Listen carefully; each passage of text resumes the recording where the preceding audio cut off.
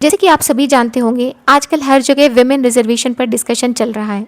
तो आज मैं भी इसी टॉपिक पे बात करने वाली हूँ।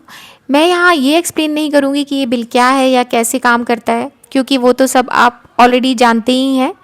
मैं बस अपना एक पर्सनल पर्सपेक्टिव शेयर करूँगी कि एज अ वुमेन मैं इस मॉडल से क्यों कन्विंस नहीं, क्यों सेटिस्फाइड नहीं हूँ और मुझे क्यों लगता है कि इसे रियल एम्पावरमेंट शायद ना आए। सबसे पहले एक बात क्लियर कर देते हैं, नारी शक्ति वंदन अधिनियम ये लॉ पास हो चुका है, तो डिबेट ये तो है ही नहीं कि विमेन को रिप्रेजेंटेशन मिलना चाहिए या नहीं। ऑब्वियसली मिलना तो चाहिए, लेकिन क्वेश्चन सिर्फ इतना है कि क्या ये जो मॉडल बनाया गया है वो एक्चुअल में काम करेगा, एक्चुअल में विमेन के लिए बेनिफिशियल होगा या नहीं। चलिए थोड़ा ग्राउंड लेवल पे देखते हैं। इंडिया में ऑलरेडी पंचायत लेवल पर विमेन रिजर्वेशन एग्जिस्ट करता है और कई जगह पर विमेन इलेक्ट भी होती हैं।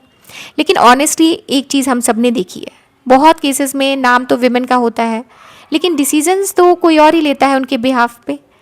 मैं ये नहीं कह रही कि हर जगह ऐसा होता है, बट ये पैटर्न एग्जिस्ट करता है और हम सभी इसके बारे में जानते हैं। इसका मतलब क्या हुआ?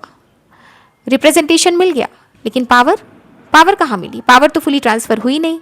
अब अगर ग्राउंड लेवल पर ही ये गैप है, तो सिर्फ पार्लियामेंट में सीट्स रिजर्व कर देने से क्या ये ऑटोमेटिकली सॉल्व हो जाएगा ये गैप? मुझे नहीं लगता। मुझे लगता है प्रॉब्लम सिर्फ सिस्टम की नहीं है, माइंडसेट की भी है। आज भी सोसाइटी के कई पार्ट्स में ये सोच एग्जिस्ट करती है कि विमेन को लिमिटेड रोल में ही रहना चाहिए। अगेन मैं जनरलाइज नहीं कर रही, बहुत सी फैमिलीज हैं जो सपोर्ट भी करती हैं विमेन को, लेकिन क्या ओवरऑल माइंडसेट कंप्लीटली चेंज हो पाया है? शायद अभी नहीं। जब तक माइंडसेट चेंज नहीं होता तब तक सिर्फ लॉ बना देना सफिशिएंट नहीं है। रियल एम्पावरमेंट तब आता है जब डिसीजंस लेने का फ्रीडम हो, आप अपने डिसीजंस खुद ले पाएँ, कॉन्फिडेंस हो आपको और सपोर्ट सिस्टम हो। एक ऑनेस्ट सवाल यहाँ आता है, इस रिजर्वेशन का एक्चुअल बेनिफिट किसको मिलेगा? क्या एक नॉर्मल एजुकेटेड इंडिपेंडेंट वुमेन को चांस मिलेगा, या फिर ज़्यादा चांसेस उन लोगों के होंगे जो ऑलरेडी पॉलिटिकल बैकग्राउंड से आते हैं? हमने ऑलरेडी देखा है कि कई जगह फैमिली बेस्ड पॉलिटिक्स स्ट्रांग होती है, तो पॉसिबिलिटी ये भी है कि रिप्रेजेंटेशन तो मिलेगा, बढ़ेगा, बट डाइवर्सिटी उतनी नहीं बढ़ेगी जितनी कि एक्सपेक्टेड है, जो कि बिल का जो मेन पर्पस है, जो एक्ट का मेन पर्पस है। अब बात करते हैं एक प्रैक्टिकल एंगल की।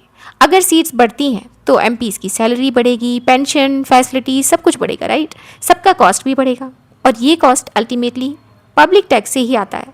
तो एक सिंपल सा कंपैरिजन दिमाग में आता ही है, जब गवर्नमेंट जॉब्स में रिजर्वेशन होता है तो सीट्स जनरली इंक्रीज नहीं की जाती। वहाँ पर तो कहा जाता है कि ठीक है, एग्जिस्टिंग जो भी स्ट्रक्चर है उसमें एडजस्टमेंट करो, उसी में एडजस्टमेंट होता है, राइट? तो यहाँ अप्रोच डिफरेंट क्यों है? ये एक जेन्युइन क्वेश्चन है। एक और प्रैक्टिकल पॉइंट है कि आज भी कितने एजुकेटेड यूथ एक्टिवली पॉलिटिक्स में आना चाहते हैं? नंबर्स काफ़ी कम है। तो नेचुरली ये सवाल उठता है कि जब यूथ मेल ही नहीं आते, एजुकेटेड मेल ही नहीं आते हैं, तो कितनी एजुकेटेड वुमेन इस सिस्टम में एक्टिवली एंटर कर पाएंगी? कैपेबिलिटी का इशू नहीं है, अपॉर्चुनिटी और इकोसिस्टम का इशू है।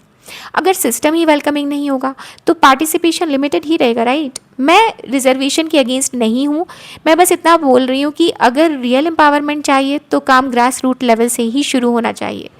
एजुकेशन, अवेयरनेस, माइंडसेट शिफ्ट, ये सब इक्वली इंपॉर्टेंट है। सिर्फ सीट्स रिजर्व कर देना शायद इनफ नहीं है।